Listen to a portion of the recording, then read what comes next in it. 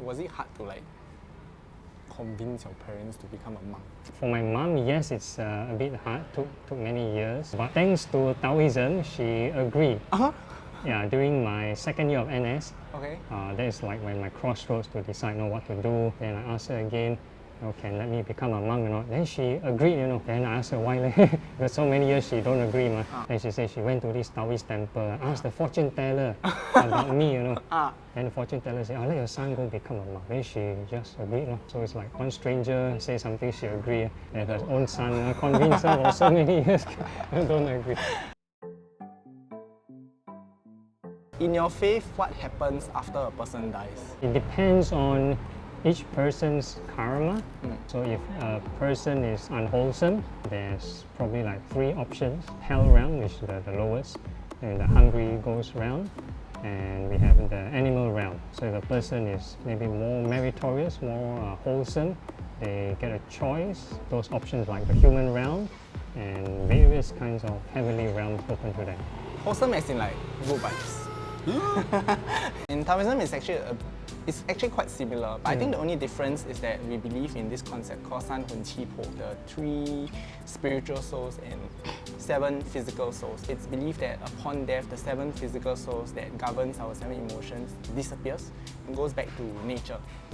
And the 3 spiritual souls, 1 will go back to the source, 1 stays at the place of death. Another soul that holds all the karmic ties will go to the underworld. There will be a judge there to decide where will this soul ultimately go into. So 1 will be, they are very meritorious, they will go to the heavenly realm. If they are half-half, they become a human again. And if they are bad, then they will go through the 10 courts of judgment to receive their punishment. So we also believe there's cold hell. There's the hot hell and the cold hell, Yeah, right? hot hell and cold hell. I don't know, is it a stupid question, but which one will you prefer? Both were so torturing. How does your faith describe the soul or consciousness after death? The San Hun, basically, some people will describe it as our consciousness.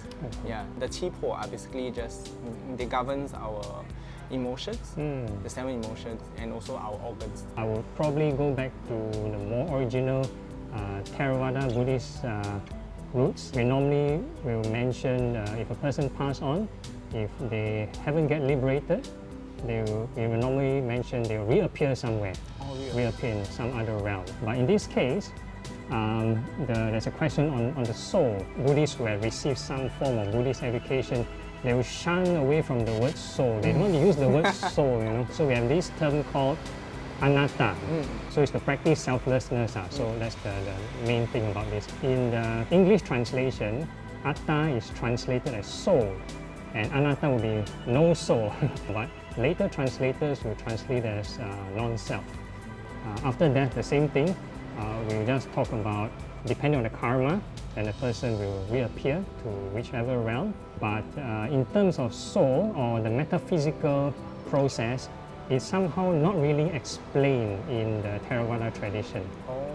What is the ultimate goal of life and death in your belief? In the Theravada Buddhist tradition, I always like to make a joke. I would say we are the Gyasi Buddhist tradition. That means we are afraid to die. We don't want to die so many times. We don't want to get reborn too many times.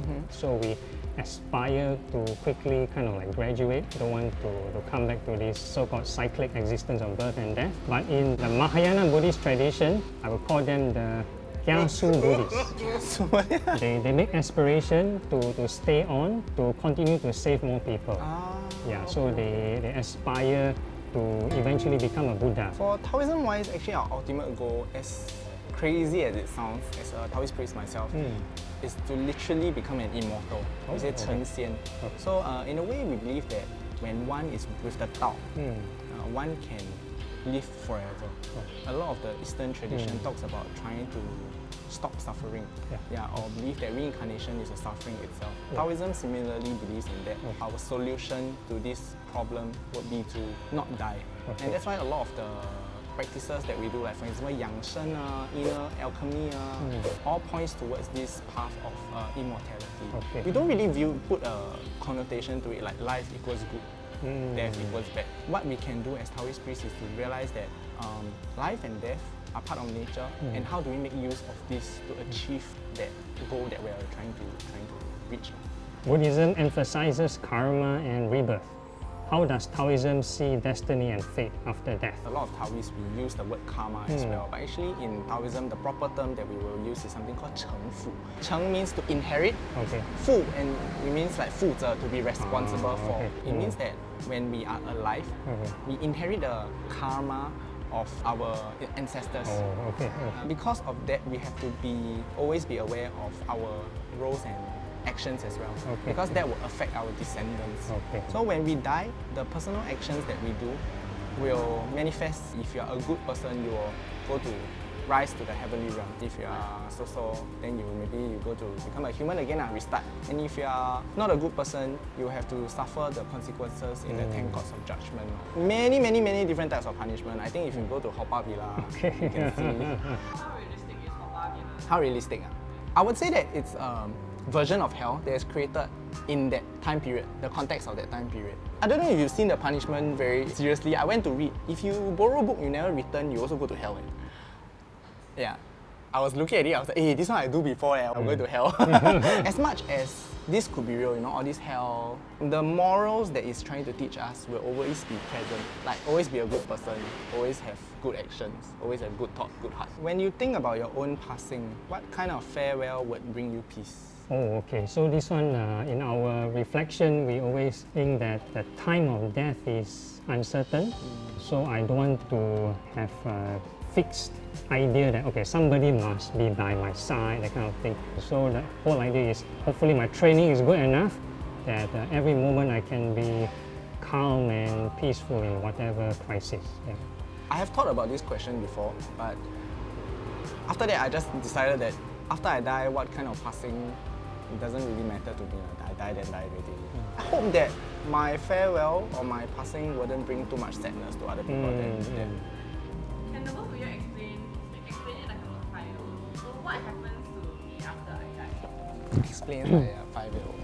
Can you think of one? Whatever you think of right now in a relaxed state, that is probably the kind of state where you end up in. Okay, I try also. Imagine you're in a classroom in your school. If you do good things and bad things half, you'll stay in this classroom forever. If you do very good things, you treat everyone very nicely, you'll be able to go to the playground and play until you song. If you do very bad things, you'll go for remedial lesson and tuition forever.